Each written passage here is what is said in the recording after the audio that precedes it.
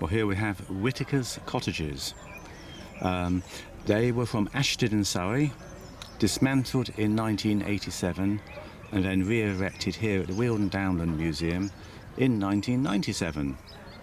And there's a pair of cottages built in the mid-1860s facing the newly opened Epsom-Leatherhead railway, and they were built for rent and were occupied by agricultural labourers.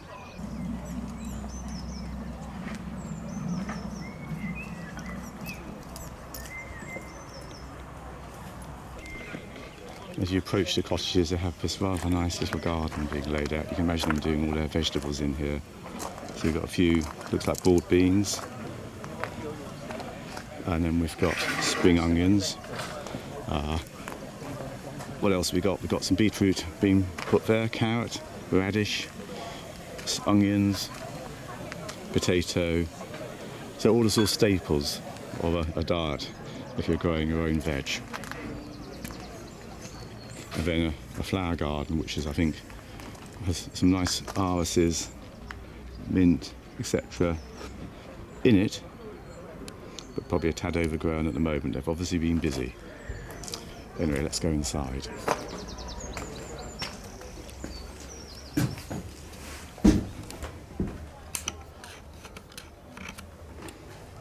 So we're all laid out for tea, and there's a lovely little Victorian range.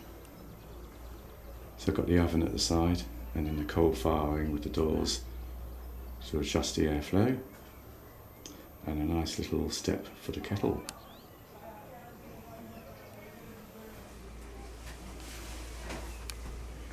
A nice Windsor style chair there. It's got the wick and turnings both on the legs and on the uprights. A nice elm seat. And you've got various lighting boxes and china from the period. And these very useful little storage cupboards at the side. I can remember my dad having a jar like that one, and he used to pickle his onions in it. It was always great fun fishing your pickled onion out of that deep jar.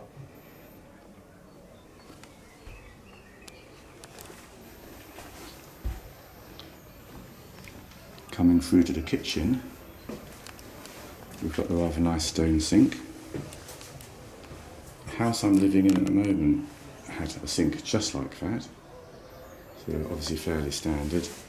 Lead plumbing, so for the sink overflow there, or sink outlet itself.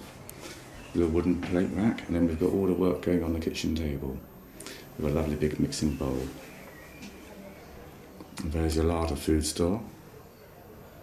There's no fridge, but there is a meat safe, so it's basically a metal cupboard with like a grill on the front, so you can put your cheese or meat in there and it'll keep the flies out, well, in theory. And you've got all the old packets. They've dressed this very well, actually. You've got the Coleman's mustard, the Larn's golden syrup, cooperative tea, and you've got your ales up here, keeping nice and cool in this cupboard. Local mineral waters as well in clay bottles. The laundry's all ready. Very tight turn on the stairs, and then you can go up.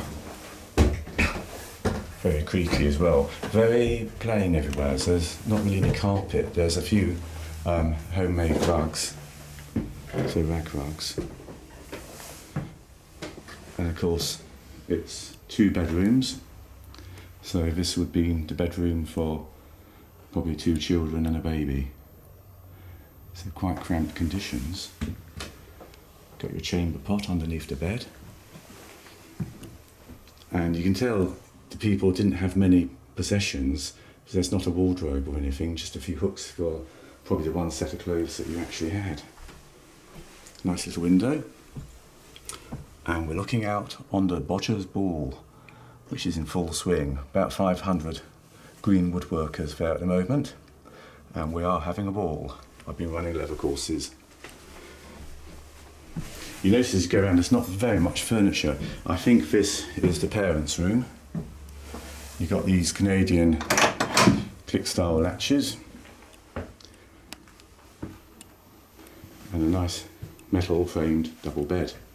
towel rail, the luxury of a fireplace, so you can keep warm. Hot water bottle, and of course no plumbing as such. You have a jug for your water and a basin to wash yourself and wash the children. Or it's going to be crowded in here, another baby's cot. So quite a busy house all in all, probably 6 occupants. But of course infant mortality unfortunately was quite severe, so whether they all made it. The museum's very cleverly opened up the other side of the building, so the other cottage, so you can see all the exposed framework. And my immediate reaction is the timbers are relatively light. They certainly wouldn't pass today's building standards. I suppose again it's economy.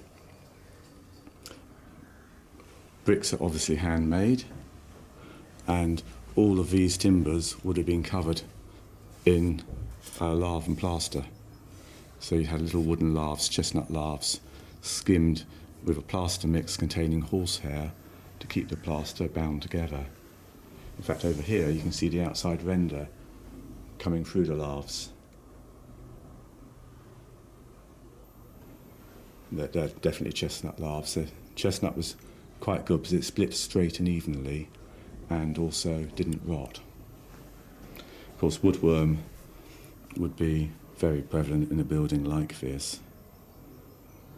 And a lot of them, they actually sort of rotted at the bases.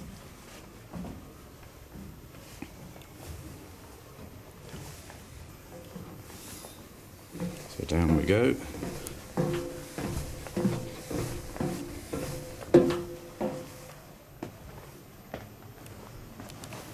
And round we come. There's a display here about the timber framing.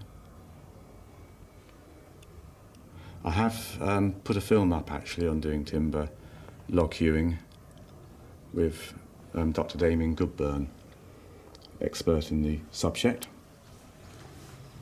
and cutting the joists for floors. So all the floor and ceiling joists were pit sawn from 6-inch square softwood blanks which were imported from the Baltic. The joists are 20 feet long, running in one length from the front to the back of the cottages. And then 3 6x2 floor joists or 6 3x2 ceiling joists were taken from each balk of timber. And the trees were axe hewn into balks before shipping.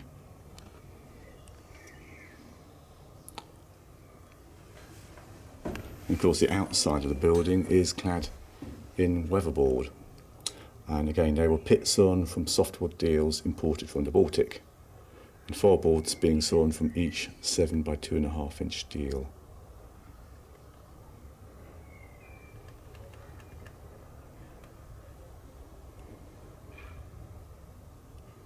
It says here, actually quite interesting, in Whittakers Cottages, which were built in the 1860s, all the timber was still being pit sawn locally. Amazing. So there you are. Little look at Whittakers Cottages. I'll take you out the back, where of course there's toilet.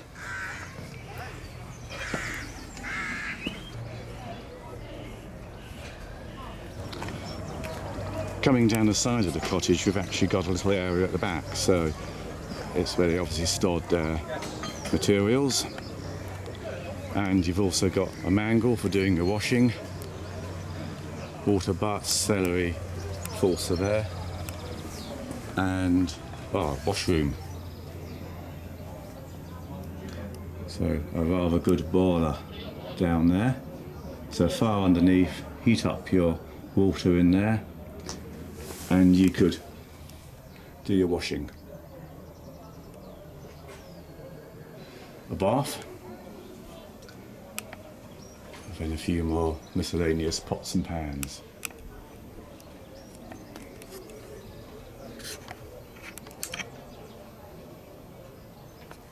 The glass board there is for scrubbing your clothes, so it's like a washing scrub board. And then you've got racks for drying your clothes.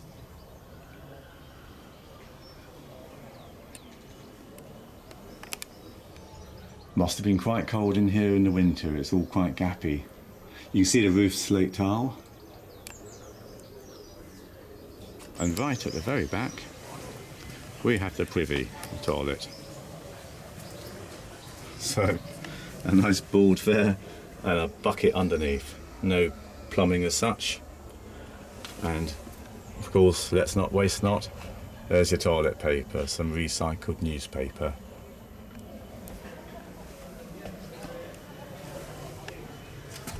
I remember my dad saying he stayed in a cottage very much like this, and it had excellent rhubarb, and the reason for that is, of course, all the contents of the privy went on the garden, so good fertiliser. I hope you enjoyed seeing Whittakers Cottages, and thanks very much for joining me on the tour. See you next time.